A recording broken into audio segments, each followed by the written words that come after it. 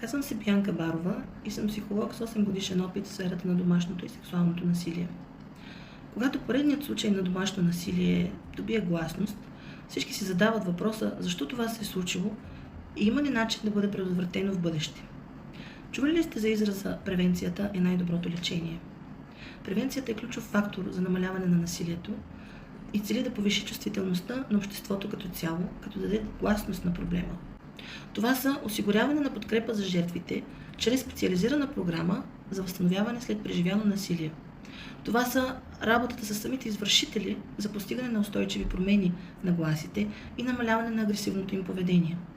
Това са също провеждането на обучителни семинари сред младите хора, които ги учат как да разпознават белезите на насилие и как да потърсят помощ в случай, че станат жертви или свидетели на такова.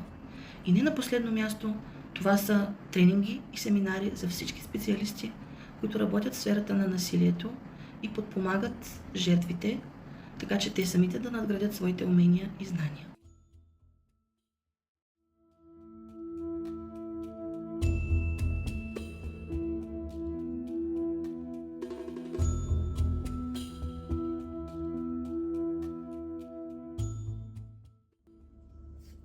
Казвам се Женя Петрова и съм директор в Центъра по превенция на насилието и престъпността в град Бургас. Какво е нужно да направим, ако сме жертва на насилие, за да осигурим безопасност в дома и в интимната връзка?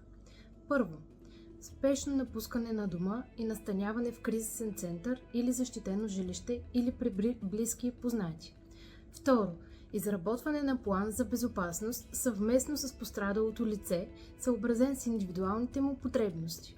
Трето, искане на заповед за защита по Закона за защита от домашно насилие от районен съд, на чиято територия пребивавате към момента на подаване на молбата. Молбата подавате от ваше име, лично в районен съд или чрез адвокат, полицай, лекар, специалист социална услуга, към когото сте се обърнали за помощ. Молбата може да бъде изпратена в районния съд по електронна поща или чрез куриер.